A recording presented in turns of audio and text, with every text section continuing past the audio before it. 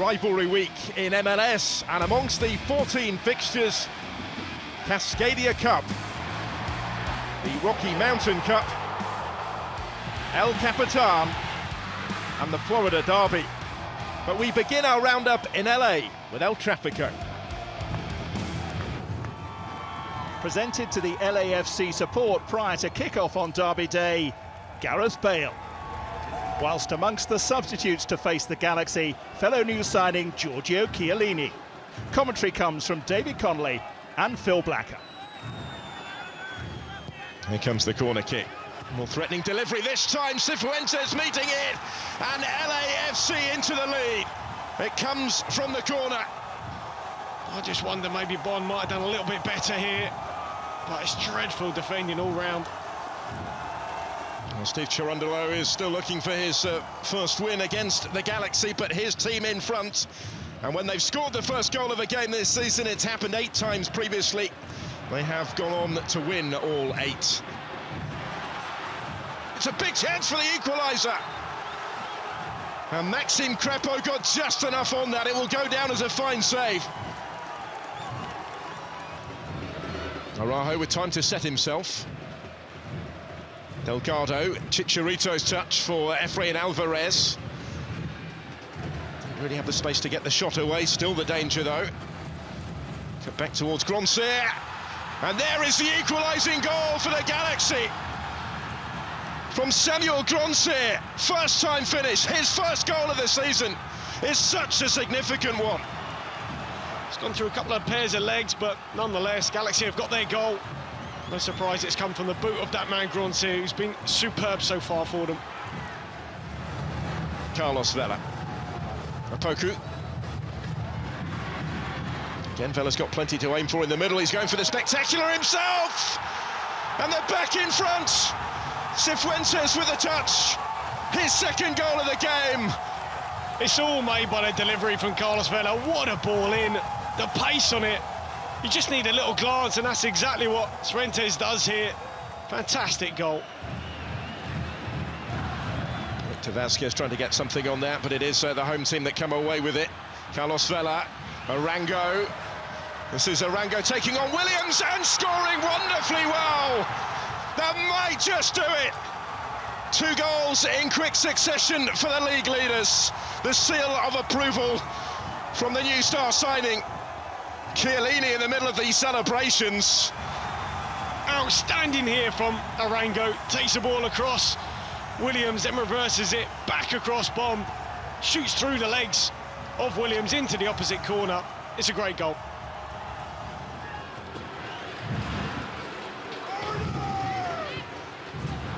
Edwards with the ball in here as the Galaxy try and seize a route back into the game. Victor Vazquez will return it. It's a powerful header and maybe a lifeline for the LA Galaxy. He's a man in form. In front of goal is Ryan Raveloson, 2 against Montreal on Monday, and another one here. That is a fantastic finish, right into the top corner. Well, it's game on. Victor Vazquez. Koulibaly, and down goes Crepeau, couldn't take the chance on his post. Koulibaly's first ever MLS goal came in the reverse fixture earlier in the season. He was close here to another. Vazquez will take the corner kick to come. Oh, and it's Raveloson who's in there again, couldn't control it this time as it hit him and ends up over the bar. Full time in El Trafico, LAFC 3, the LA Galaxy 2. In the end, it's 3 points in a league match. But the rest, all of the celebrations and bragging rights the next time we see these guys, is for our fans. 2 points behind LAFC in the West at the start of Week 19. Austin FC were looking for a 4th successive away win in MLS. And in truth, they didn't have to search too hard. From Felipe to Ethan Findlay and back again, the Texans led inside 9 minutes. The Brazilians' first goal for the club. Atlanta had never faced these opponents before, and they probably won't be in a hurry to repeat the experience. Diego Facundes delivered a cross that had to be dealt with. When it wasn't, Findlay had his second goal in as many games. The hosts seemed to save most of their energy for the post-match analysis. with skipper Joseph Martinez questioning their commitment not just in this match, but the season as a whole. They were a beaten side well before Maxi Urruti's effort turned into an assist for Sebastian Driussi, surely the easiest of his 11 league goals this season. Texas's two other teams resumed their rivalry as Houston hosted FC Dallas, who were headed in front by Matt Hedges just before the half hour. First goal of the season for the centre-back. Houston brought on new signing Hector Herrera for a second-half debut, and the Mexican helped make the equaliser, eventually converted by another substitute, Thorleifur Ulfarsson. Defender Sam Junqua had only just come on when he appeared to complete the turnaround by heading home Darwin Quintero's delivery. But the Dynamo celebrations didn't last long, with Fafa Pico in an offside position, and this one was disallowed. It was the 50th meeting between these El Capitan rivals, and it swung back Dallas's way with 3 added minutes already played. The visitors' top scorer, Jesus Ferreira, converted his 11th goal of the MLS season to put them back on course for a first win in 5. Ferreira was then gifted the chance to wrap up a first away win by either side in this fixture in almost 6 years by Steve Clark, only for the Houston goalkeeper to redeem himself. A save which was to prove even more significant come the 11th minute of added time. Quintero. Still Quintero. Still Quintero. Shot took a deflection. There's a rebound. Oh, yes! It's teenage Hadebe. It was the latest non-penalty goal in MLS history, and yet there was still time for further drama. Clark again required to save from Ferreira to preserve a point before Dallas's Brandon Cervena was sent off for a second yellow in the 103rd minute. They ended with 10, but having beaten Houston at home back in April, the draw was enough for Dallas to regain El Capitan. Third place Real Salt Lake were in derby action too. Rocky Mountain Cup rivals the Colorado Rapids, the visitors to Rio Tinto Stadium, sold out for the 9th game running. On the stroke of half-time, Jefferson Savarino gave most of the crowd what they wanted. The home fans had a shorter wait after the interval as another spectacular strike helped double their lead. Ruiz hit the frame. Rebound. Header. Goal. 2-0. It's Justin Meram. RSL had almost fought back from 3 goals down in their last game at Minnesota, but here they were keen to get the job done. Sergio Cordova almost settled the contest for Pablo Mastroni's side. The hosts were closing in on a club record for time played without conceding at home, but they fell 13 minutes short. Defender Marcelo Silva clipping the ankles of Michael Barrios. And the Rapids had a penalty. Diego Rubio changed the complexion of the game. And just as they did when the sides met in Colorado in April, the Rapids found an equaliser from the same goalscorer.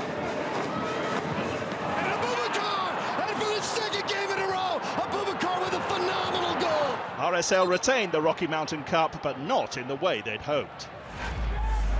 The two teams immediately outside the playoff places in the West at the start of play met at BC Place.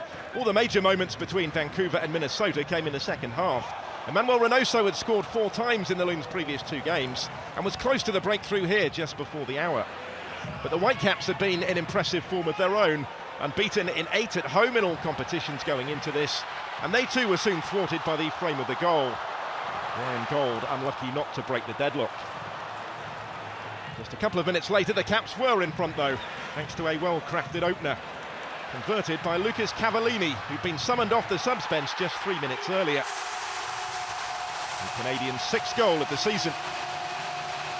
Vancouver hadn't conceded in their previous 3 MLS matches, so hopes were high of another home win, but that all changed going into the last 20 minutes, when Kamar Lawrence levelled with his first Minnesota goal.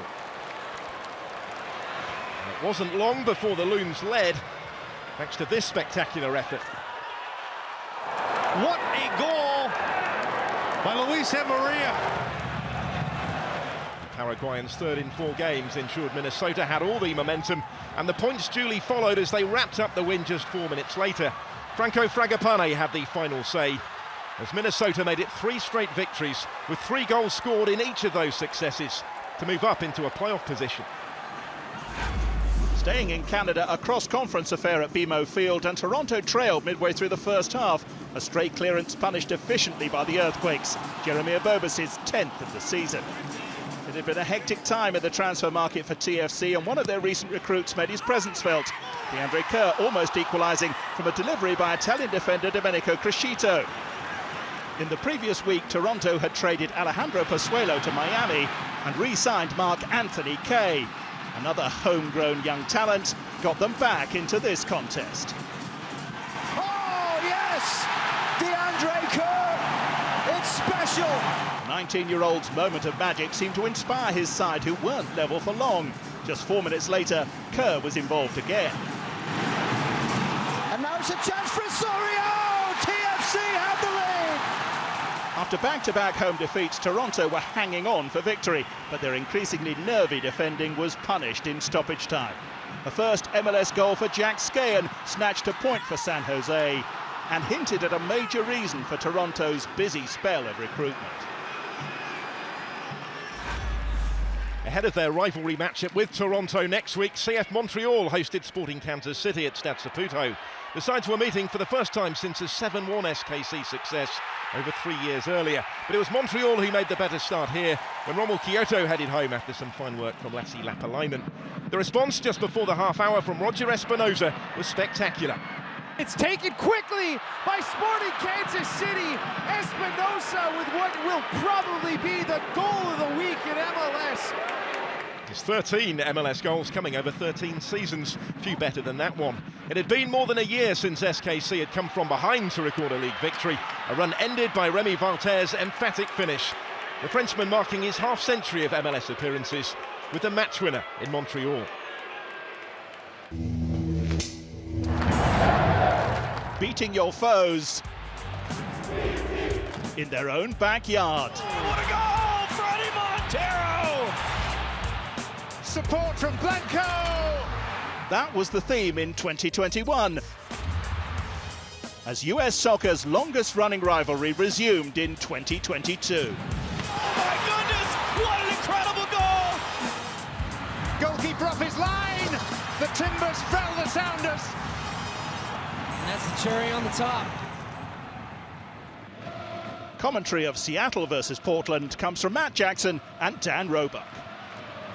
Rui Diaz, this has popped up over on that far side, back infield. Oh, Ladero's effort brilliantly turned away by Ivicic. I'm not quite sure how much he knew about it, but his positioning was excellent. Yes, it was nonchalant for the goalkeeper, who has absolutely no idea how he's kept that out.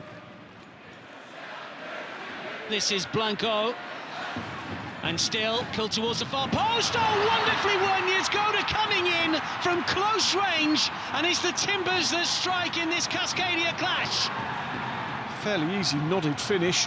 Defender not checking his shoulder. That's a lovely cross ball. No chance at all for Stefan Frey.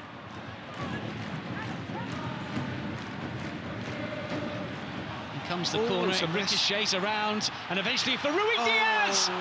He's hit the woodwork. Chara will clear. For a player of his ability, he's got to be able to curl that into that corner. The score should be level. Oh, now then. Look at this, it is a straight red. Or was it a second yellow, then a red? I mean, it's a poor challenge. I think the yellow was Yellow first. did come out, didn't it? Jackson Reagan sent off a second yellow card. It's Asprilla that will come forwards here. Timbers moving through the gears, and there's so many options. Moreno is one of them. Looking for the corner, takes a wicked deflection, and it's out for a corner. It's a little bit of a handball. It certainly strikes the hand. Is it a ricochet onto it? So, after review, it's going to be a penalty. And it is a card as well. The Seattle Sounders players are not happy. Moreno for Portland finds the corner as the Timbers stand tall in Seattle. Sounders 0, Timbers 2. Fry couldn't keep it out. The penalty for handball awarded after Avacek, and Giovanni Savarese's men double their lead. This is Moreno. Asprilla is calling for it. All sorts of options right-hand side. The ball curled over to that right flank. It's back here towards Asprilla. This could be another one. Should be, and is. The Portland Timbers running right against the Rave Green here. Caught out at the back, caught short at the back. That's a fine switch of play. Then there's a bit of composure. This is the most composed thing of the lot. In this latest Cascadia Cup clash, it's finished the Seattle Sounders 0, the Portland Timbers 3. All around, I think a very, very good performance from the guys, and I'm extremely proud of what we achieved today. The most important thing was to get 3 points and continue to move forward. Second in the East, the Philadelphia Union were in Friday night action at home to DC United and led inside the first 10 minutes thanks to captain Alejandro Bedoya. It's to set the tone for a historic night at Subaru Park, where a spectacular second soon followed. Julian Carranza! Just 3 minutes later, Carranza had another. A fluent third for Philadelphia, who hadn't scored more than twice in an MLS game all season prior to this. As the floodgates opened, the goals kept coming.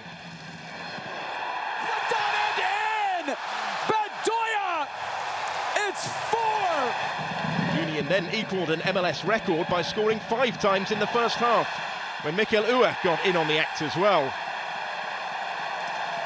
Next, he helped them become only the 5th MLS team ever to have 3 players score more than once in the same game. Number 6! Interim DC coach Chad Ashton called it an embarrassing performance from his team, with reports the club are close to bringing Wayne Rooney back to the capital to take over. A penalty awarded for handball gave Carranza the chance to complete his hat-trick. Rafael Romo's save, the only aberration for the Union, on a night when they rewrote their record books. They would go on to score 7 for the first time in MLS and inflict DC's record defeat, equalling the biggest margin of victory in the league's history. No mistake that time! What a finish from Julian Carranza, who now gets his hat-trick and now makes it 7-0 for the Philadelphia Union. Follow that, the New York Red Bulls, who are overtaken by the Union at the top. That would change again if they avoided defeat at Cincinnati, but they trailed after 20 minutes to a cool finish from Brandon Vasquez. The Red Bulls proved equally composed and had the chance to equalise not long after. John Tolkien fouled by Cincinnati defender Raymond Gaddis.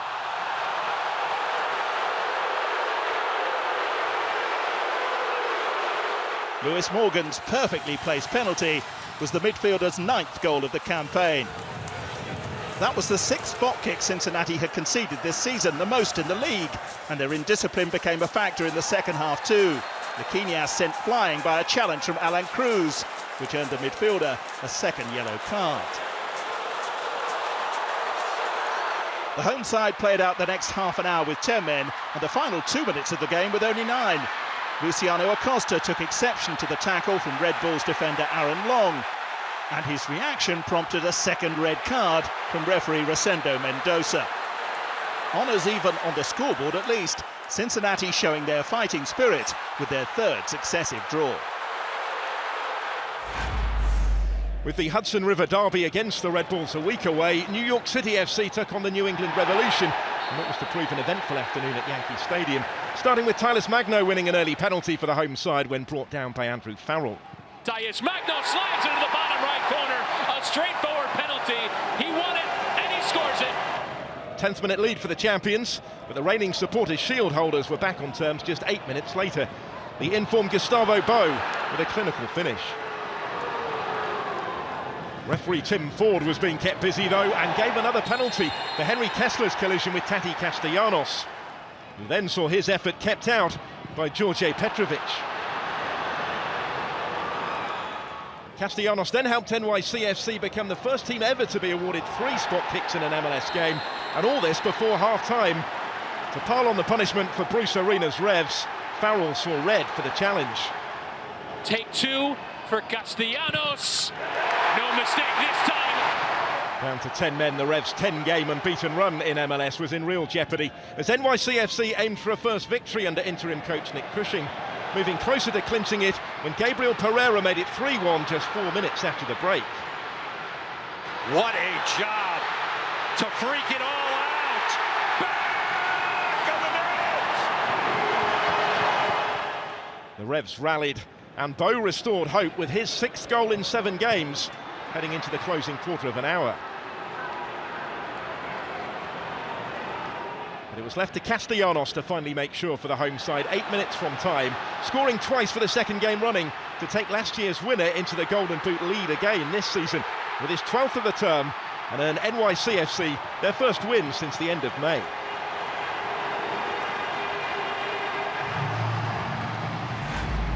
A place behind the Revs at the start of proceedings, Charlotte FC aimed to maintain the momentum of their Independence Day win at Houston.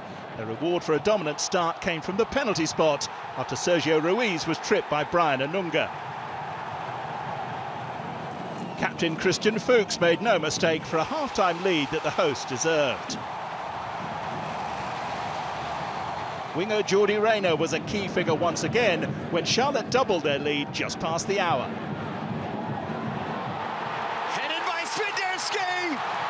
2-0 Charlotte. The drought is over. The Pole understandably thrilled with his first goal since March, but his side couldn't celebrate the win just yet. Only 6 minutes later, Hani Mukhtar went tumbling. Nashville's main man was alone in his penalty appeals. But a second look revealed the contact by Harrison Affle. Mukhtar's spot kick gave him 10 goals for the season, 7 of those on the road. And it set up a tense finale to the game. There was just a minute of normal time remaining when Charlotte finally settled their nerves. There's the goal. Ruiz. Should be game over.